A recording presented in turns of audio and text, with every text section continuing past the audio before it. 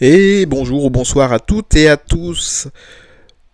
Bienvenue sur la chaîne La Taloche, hashtag la chaîne qui claque. Vous connaissez le dicton, vous connaissez le hashtag. Oui, bien sûr, j'attends que vous fassiez le fin de la phrase, mais vous n'êtes pas là, donc c'est plus difficile. Aujourd'hui, on va parler d'NXT Takeover Portland qui a eu lieu le 16 février 2020.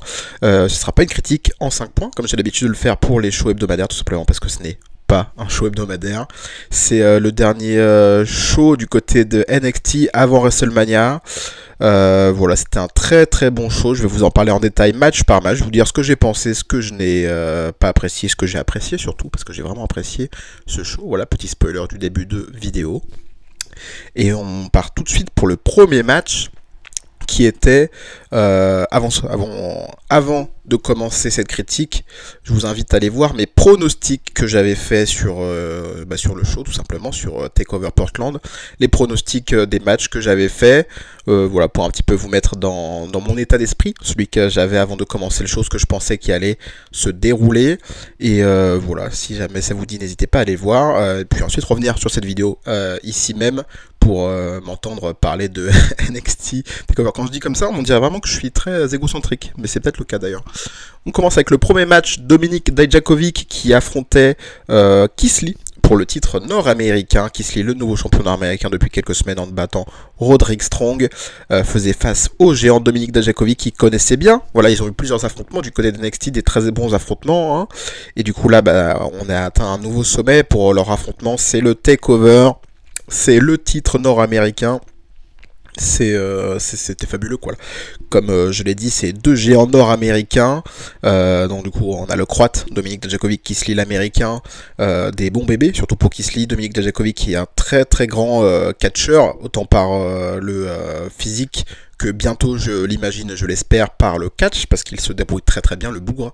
Donc du coup, voilà, on a eu une opposition très très intéressante entre les deux. Par chance, ils se connaissaient déjà, donc c'était très très fluide, étonnamment très très fluide.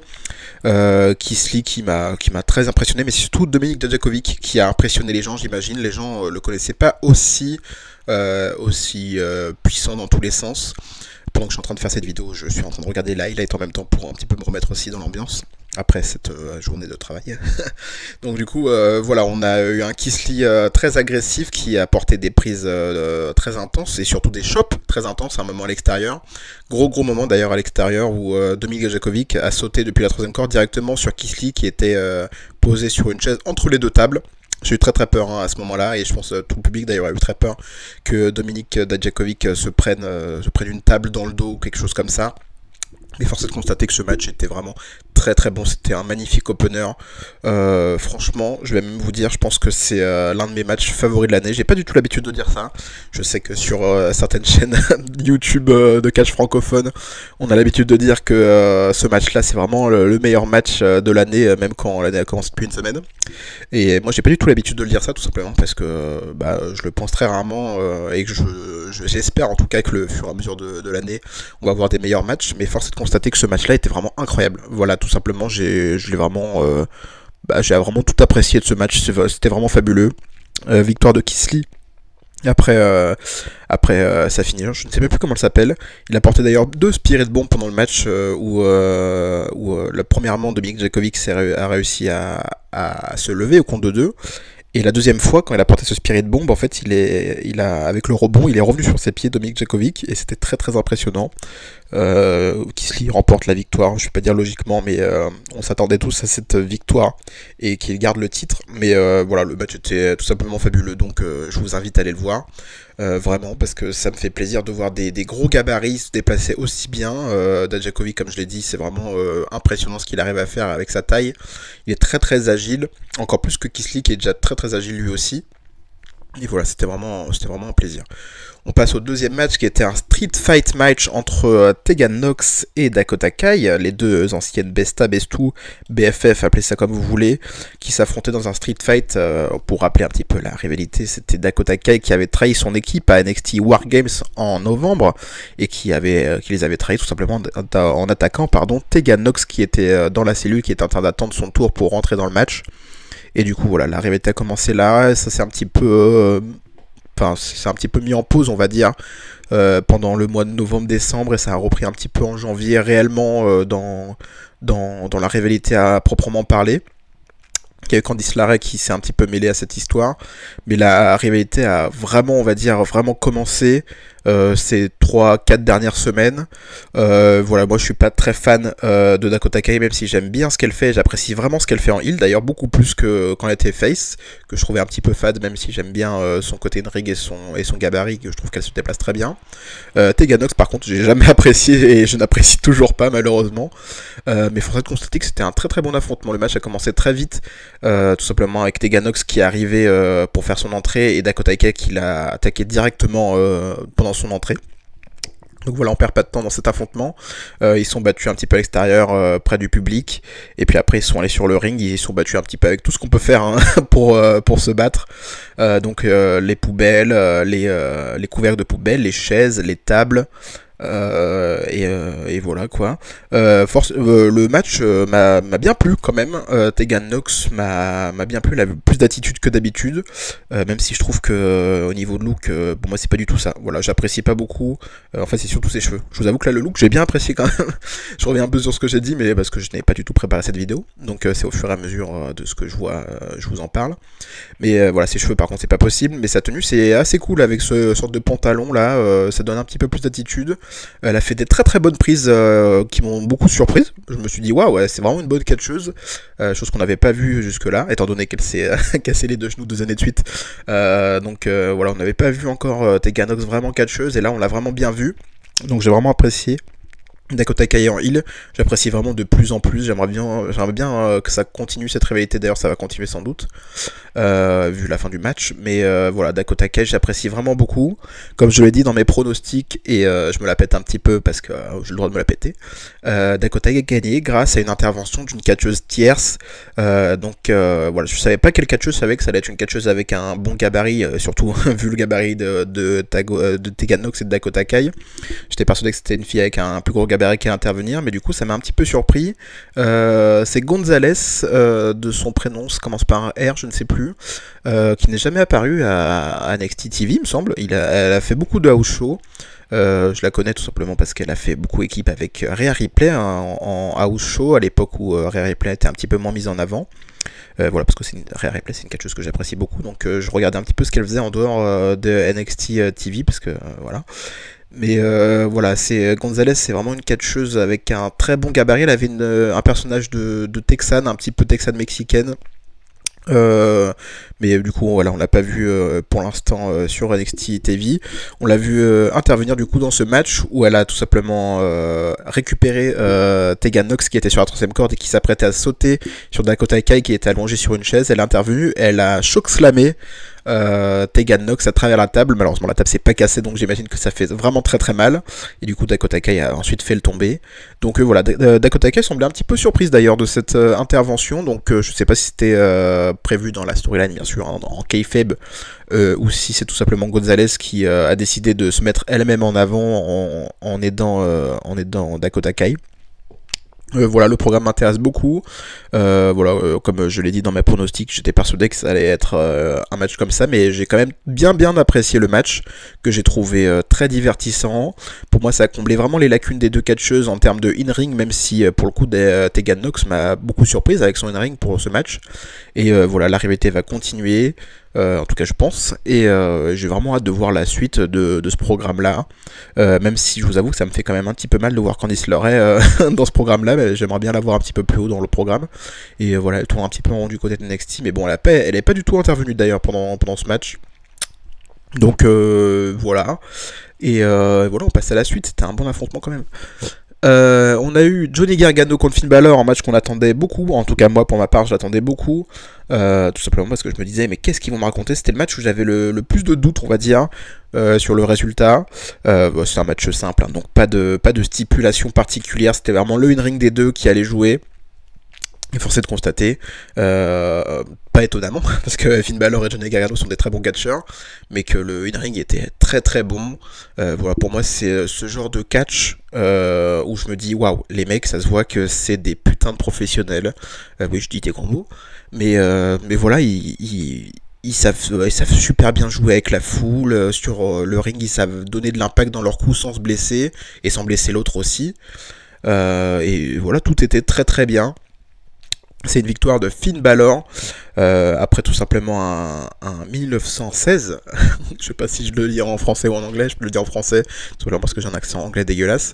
Mais voilà, c'est un 1916 porté directement sur la table des commentateurs, et ensuite Finn Balor a pris l'avantage en portant son coup de grâce sur le ring, en enchaînant avec son 1916 directement sur le ring pour le tomber. Je suis un petit peu surpris, parce que comme je l'ai dit dans mes pronostics, que vous êtes allé voir juste avant cette vidéo bien sûr, j'étais persuadé que Johnny Gargano allait remporter la victoire, tout simplement parce que Johnny Gargano, pour moi, avait besoin de cette victoire. Bon, on en reviendra à Johnny Gargano un petit peu plus tard dans la soirée, mais Finn Balor a fait une très très bonne prestation, donc du coup ça m'a pas déçu, parce que déjà, que ce soit l'un ou l'autre, je suis très content de cet affrontement et de n'importe qui allait gagner cet affrontement. Mais je suis un petit peu étonné que Finn Balor ait gagné, mais je suis quand même très satisfait, parce que Johnny Gargano a quand même, il a fait une très très bonne prestation. Les deux ont une sorte d'alchimie très bonne, étonnamment d'ailleurs. Je pensais vraiment pas qu'ils allaient avoir une si bonne alchimie, mais force est de constater que ça a été le cas pendant tout le long d'affrontement et que c'était très très fluide. Ce que j'ai beaucoup apprécié également, c'est tous ces contres qui étaient bien faits. J'ai poussé un petit peu un tweet, un tweet coup de gueule ces derniers temps avec les fameux contres. Il me semble que c'était Adam Cole et Kushida pendant l'affrontement d'Adam Cole ou Kushida, où Adam Cole tout simplement saute à l'extérieur et Kushida arrive à le contrer pour porter un armbar. Et que moi ça m'énerve ce genre de choses où Adam Cole, voilà, c'est pas un voltigeur, donc jamais à aucun moment Adam Cole va sauter à l'extérieur pour essayer de taper quelqu'un, à part si c'est pour porter son Panama Sunrise, mais là c'était pas le cas, enfin en tout cas dans la situation dans laquelle il a sauté. Et par contre, dans cet affrontement, pour en revenir à ce combat Finn Balor-Johnny Gargano, c'était très très bien fait. Donc les contres étaient fluides en fait. Voilà, à tout moment en fait, les contres étaient bien faits et on se disait pas, ah c'est bizarre, il fait ce move là, il se fait contrer. Non, c'était vraiment leur move habituel qui était contré. Donc voilà, j'ai vraiment bien apprécié une fin de match qui était très très dynamique. Et j'ai aussi beaucoup apprécié, ça c'est un petit détail peut-être pour vous, mais pour moi ça fait beaucoup, c'est le tombé de Finn Balor, qui est un heel phénoménal, voilà. Il a fait un tombé comme si il crachait sur la dépouille inanimée de Johnny Gargano.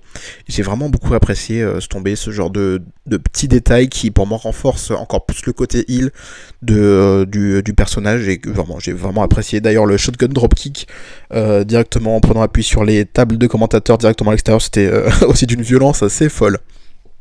On passe au match suivant. C'était un très très bon match féminin pour le titre NXT Women's, qui est redevenu le titre NXT Women's. Ils ont enlevé Women's pendant 2 semaines, mais ils se sont vite rendus compte que ça prêtait à confusion. Donc du coup on a eu Bianca Belair qui a fait une entrée magnifique, avec une petite pique à Charlotte Flair, avec voilà, elle a mis une tenue avec une grosse robe, tout en portant hommage au Black History Month qui a lieu aux États-Unis en ce moment. Et du coup, elle affrontait Rhea Ripley, la championne NXT Women's. Une confrontation que j'attendais beaucoup. Je vous avoue, c'est vraiment l'une des confrontations qui m'intriguait le plus sur le papier. Même si, comme j'ai dit dans mes pronostics, je doutais pas du tout que Rhea Ripley allait remporter la victoire. Mais Bianca Belair, comme je l'ai dit d'ailleurs dans mes pronostics, il me semble, ou peut-être dans ma dernière critique d'NXT que je vous invite également à aller voir. Bianca Belair, c'est l'une de mes catcheuses favorites, mais toutes promotions confondues, et Rhea Ripley, c'est l'une de mes catcheuses favorites à la WWE. Je comptais NXT dans la WWE bien sûr. Et voilà, c'était vraiment deux catcheuses que j'apprécie énormément, autant sur leur ring, même si celui de Rhea Ripley est beaucoup plus limité, on va dire, que celui de Bianca Belair. Ça s'est d'ailleurs vu pendant cet affrontement où Bianca Belair a fait une magnifique prestation pour moi dans tous les sens. Rhea Ripley, même si elle est plus limitée, elle a vraiment un personnage qui est très accrocheur, et son physique, son gabarit fait que elle n'a pas besoin d'être une technicienne hors pair ou une voltigeuse. Elle arrive à rendre un impact assez incroyable dans ses coups. Voilà, pour moi c'est une réussite dans tous les points. On n'a pas besoin, à la WWE en tout cas, on n'a pas besoin d'avoir un in-ring phénoménal. Tant qu'on a un bon personnage et des bonnes prises, ça passe très bien. Voilà, petit message à King Corbin. Pardon, je digresse. Du coup voilà, c'était un très très bon affrontement, victoire de Rhea Ripley, logique on va dire. Même si Bianca Belair a fait une très très bonne prestation et qu'à des moments ça m'a fait un petit peu douter d'ailleurs cette confrontation. Mais voilà, après le match directement, il y a Charlotte Flair qui vient attaquer Rhea Ripley et confirmer le fait que la challenge pour du coup pour WrestleMania pour le titre NXT. Donc voilà, pour la première fois de l'histoire, on va dire, parce que la WWE aime bien faire l'histoire, un vainqueur ou une vainqueuse de Royal Rumble affronte un champion NXT, donc un champion en dehors de SmackDown ou Raw. Je trouve ça très très cool, ça met bien NXT en avant pour le coup, qui en a apparemment besoin dans les ratings, dans les téléspectateurs par semaine. Surtout que c'est la guerre du mercredi soir toujours, je le rappelle. Mais voilà. Après le match, et qui me fait que confirmer d'ailleurs que Bianca Belair va être impliquée dans cette rivalité, c'est tout simplement que Charlotte Flair, elle aurait pu juste s'arrêter là, attaquer Rhea Ripley, la challenger pour le titre et poser avec le titre et repartir, mais elle a attaqué aussi Bianca Belair à l'extérieur. Donc voilà, soit Bianca Belair va un petit peu vouloir se venger de Charlotte Flair et ça va créer quelque chose, soit on va réellement avoir Bianca Belair impliquée dans cette rivalité, donc pourquoi pas un match à 3 du côté de WrestleMania pour le titre NXT Women's. Pour ma part, je suis très mitigé sur ce genre de propos, tout simplement parce que pour moi, un vainqueur de Royal Rumble a le droit d'affronter en 1 contre 1 un champion, quel qu'il soit, et que quand quelqu'un d'autre se mêle à la fête, je trouve ça toujours un petit peu facile. Voilà, pour rester poli, un petit peu facile. Tout simplement parce que Bianca Belair n'a pas gagné le Royal Rumble, donc elle n'a absolument pas le droit de prétendre à un match à WrestleMania, et surtout pour le titre. Voilà. On passe au match suivant, qui était le match par équipe. Dans mes pronostics, je pensais que ça allait être le premier match, mais pas du tout. Ils l'ont mis juste avant le main event, donc pourquoi pas. J'ai un petit point noir à mettre sur pas sur ce combat en lui-même, mais sur cette confrontation, et c'est l'entrée de Pete Dunne et de Matt Riddle. Voilà, il y a une Espelidera, ils ont fait leur entrée très classique, hein, avec leur championnat en posant, tout ça. Et Matt Riddle et Pete Dunne sont tout simplement venus avec leur petite voiturette, accompagnés de leur trophée de Steroids Tag Team classique. Et Matt Riddle s'est étonnamment lancé dans une sorte de mini promo où il a fait une petite comptine pour se moquer de Bobby Fish. Donc oui, ça c'est toujours sympathique. J'aime bien le côté fun de Matt Riddle. Avec Pete Dunne en plus, je trouve que ça passe super bien étant donné la diversité des attitudes entre les deux. C'est très très marrant à voir. Mais ça m'a étonné de voir ça, surtout un takeover en fait, où voilà, on a une petite pause pour faire la petite blague. Voilà, je suis un petit peu étonné de ça, mais c'est vraiment un petit point, vraiment pour trouver un point noir à ce show, qui est pour moi m'a vraiment beaucoup plu, comme je l'ai dit avant. Voilà, on a eu une confrontation entre les deux équipes qui était vraiment fabuleuse. Voilà, j'ai l'impression que tous les matchs auxquels je parle sont tout simplement fabuleux, tout simplement parce que j'ai adoré ce takeover. Pour moi, c'est l'un des meilleurs, d'ailleurs, j'ose le dire, pour moi, c'est l'un des meilleurs takeovers qu'on ait eu de toute l'histoire des takeovers, tout simplement parce qu'il n'y a aucun sans faute en fait. Je trouve que tout est super bien géré. Voilà, j'ai vraiment bien apprécié. Pour en revenir au match par équipe, c'était très très bon. Victoire, pas surprise pour ma part, mais attendue, de Matt Riddle et de Pete Dunne, qui deviennent les nouveaux champions par équipe de NXT. Espelidera qui reperdent encore une ceinture, et 2 ceintures pour le coup. Il reste du coup que Adam Cole qui a une ceinture du côté d'Espelidera. Donc voilà, au fur et à mesure, on perd des titres du côté d'Espelidera. C'est on va dire logique, hein, vu de ce qui se passe à NXT. Matt Riddle a été encore une fois fabuleux, hein, pendant ce match. J'ai vraiment voilà, je peux dire que ça de Matt Riddle. Il est phénoménal. Je sais qu'il y a des gens qui n'adhèrent pas à Matt Riddle, et je peux très bien le comprendre, hein, parce que c'est vraiment un catcheur un peu plus particulier qu'on a l'habitude de voir du côté de la WWE. Mais moi je l'adore, je le trouve vraiment phénoménal. Il a un côté marrant avec ses blagues, comme il l'a fait un peu plus tôt, même si j'ai trouvé ça un petit peu étrange dans un takeover, mais voilà, c'est que mon avis, j'ai quand même bien apprécié la promo, hein, mais voilà. Sur un ring, il est incroyable, il a une attitude incroyable. J'en suis sûr qu'en heel, il va aussi faire des ravages s'il va devenir heel peut-être un jour du côté de la WWE. Mais voilà, c'est un mec qu'on a envie de l'aimer, et si on l'aime pas, on a envie de le gifler. Et sur un ring, il est incroyable. Ça, je pense que vraiment, par contre, tout le monde doit être de bonne foi, en tout cas sur ça. Matt Riddle, il a un ring phénoménal, hein, c'est vraiment fou. Du coup voilà, victoire de Pete Dunne et Matt Riddle qui deviennent les nouveaux champions par équipe avec leur finisher, que malheureusement moi je n'aime pas trop, hein. C'est le problème dans leur équipe, c'est vraiment leur finisher qui pour moi s'accorde pas du tout, on voit un petit peu le rater à chaque fois, donc bon tant pis, mais voilà. On va passer au main event de la soirée, le match tant attendu, Adam Cole contre Tommaso Ciampa. Tommaso Ciampa qui est revenu pour récupérer le titre qu'il n'a jamais perdu. Adam Cole, le leader de Undisputed Era, qui est champion depuis un bon moment maintenant, qui veut un petit peu défendre son territoire aux mains du Tommaso Ciampa un petit peu vilain. Avec tout son clan, voilà, ils le mettent à mal.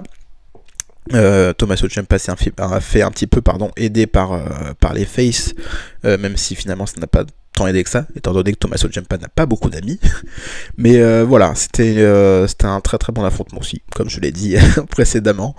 Tommaso Ciampa m'a fait une très très bonne impression en termes de in-ring, ce qui était un petit peu pour moi son défaut. Il a un personnage incroyable, une attitude très très bonne, mais c'est vrai que sur un ring, disons que ça envoie pas du rêve, voilà, comme certains pourraient le faire. Tommaso Ciampa il joue moins sur ça, il joue plutôt sur sa psychologie de ring, et là sur ce match il a pu se faire plaisir. C'était un très très bon affrontement entre les deux. Tommaso Ciampa, même si pour moi il n'a pas vraiment changé d'attitude depuis qu'il est revenu, il est toujours un petit peu égoïste et il pense qu'à lui, et là il pense surtout à Goldie. Voilà, c'était un très très bon match, il y avait de la brutalité dans le combat. Adam Cole s'est encore pris plein la tête, voilà, il se prend vraiment plein la tête tout le temps, et en fait il le fait super bien d'ailleurs, il vend super bien quand il se prend plein la gueule, et je pense que c'est d'ailleurs pour ça qu'il continue à s'en prendre plein la gueule, parce que ça paraît tellement cool quand il s'en prend plein la gueule, qu'on a envie qu'il s'en prenne encore plus plein la gueule. Voilà, le match était très très bon comme je l'ai dit. On passe à la fin du match directement, plutôt, hein, pour que ça revienne. Avant de passer à la fin, je vais juste vous parler du défaut que j'ai avec ce NXT Takeover, plus particulièrement avec la plupart des NXT Takeover, voire tous. C'est les Near Fall. Voilà, je fais un petit message avant de finir ce match et cette vidéo. C'est les Near Fall où j'ai du mal du côté des NXT Takeover. Je trouve qu'ils sont vraiment présents beaucoup trop régulièrement. Et moi, de manière globale, j'ai du mal avec les Near Fall. Pour moi, ça renforce vraiment personne. En fait, les finishers sont tellement... Enfin, les gens se dégagent tellement des finishers, qu'au bout d'un moment, t'arrives même plus à croire que quelqu'un peut remporter une victoire avec une finisher, quoi.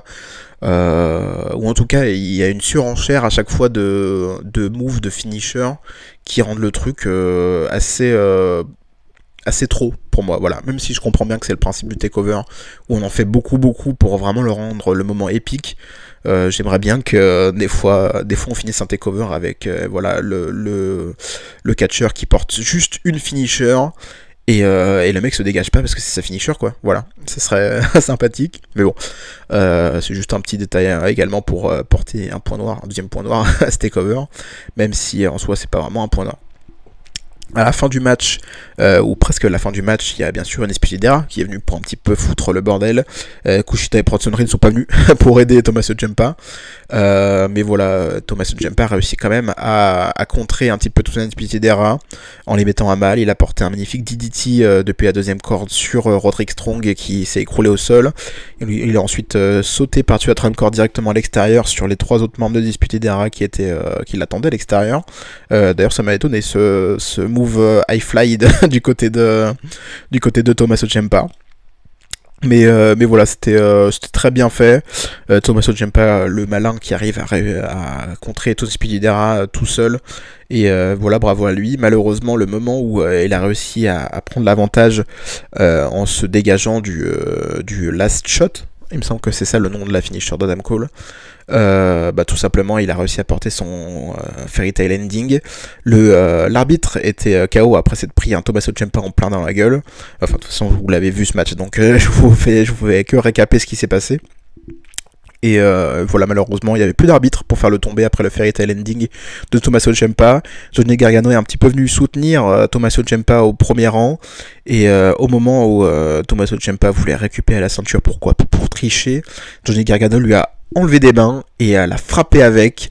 Et ensuite, Adam Cole, il avait juste à faire le tomber pour pouvoir remporter la victoire et conserver son titre d'NXT champion.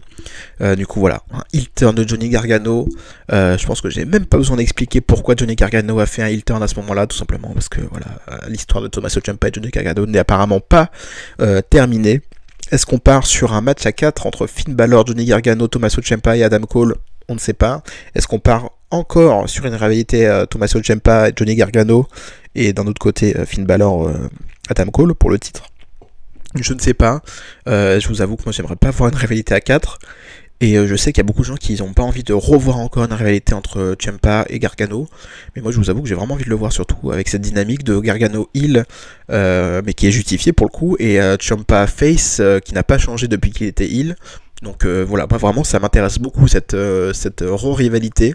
Donc j'espère qu'on va pas partir sur un problème à 4. Et surtout aussi d'ailleurs j'aimerais bien voir Adam Cole champion NXT heel contre un Finn Balor heel qui veut devenir champion. Voilà, je sais que du côté d'NXT on se permet un petit peu plus de faire des confrontations heel ou face. Et du coup moi je pense que c'est le moment de tenter quelque chose comme ça, surtout pendant la route pour WrestleMania. Ce serait cool d'ailleurs de voir un Finn Balor contre Adam Cole pour le titre NXT à WrestleMania, et pourquoi pas aussi un Tommaso Ciampa contre Johnny Gargano à WrestleMania, pourquoi pas, même si je pense que la carte de WrestleMania va être très chargée.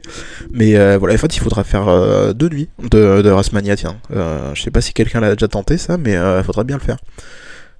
Donc du coup voilà. C'était un show que j'ai vraiment apprécié, comme je l'ai dit durant tout le long de cette critique. Voilà, je me suis un petit peu perdu sans doute, mais c'est pour juste vous expliquer à quel point j'ai vraiment apprécié ce show. Il y a pour moi vraiment aucun défaut. J'ai pas vu, ou alors j'ai vraiment très vite oublié les botches qui avaient pu avoir lieu. Il y a juste vraiment le problème de la finish entre Matt Riddle et Pete Dunne qui pour moi n'est pas correctement chorégraphié, donc du coup on voit un petit peu le raté sur le coup. Voilà, on voit que Pete Dunne ne porte pas son enziguri comme il devrait le porter, mais ça c'est qu'un détail. Et voilà aussi il y a le détail des near fall qui pour moi m'énerve de plus en plus du côté de NXT.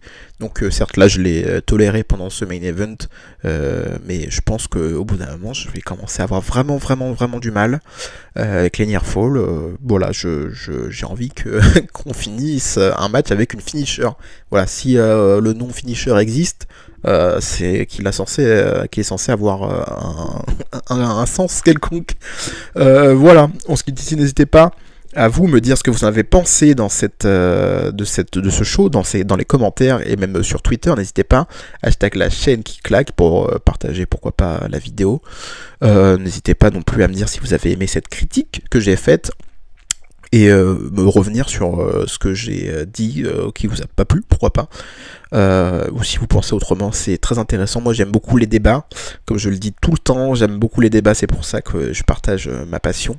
Et si vous aimez aussi les débats et partagez votre passion avec les gens, n'hésitez pas à le faire ici ou sur Twitter, @lataloche pour la chaîne YouTube, ou @taophile, TAOPHILE et PW pour Pro Wrestling, donc Taophile PW, si vous voulez partager un peu plus de catch, parce que je suis un petit peu plus souvent sur mon Twitter de catch, tout simplement. On se dit à la prochaine pour des critiques hebdomadaires des prochains shows qui vont arriver, et la route vers WrestleMania est de plus en plus excitante. J'ai hâte de voir la suite. Bisous.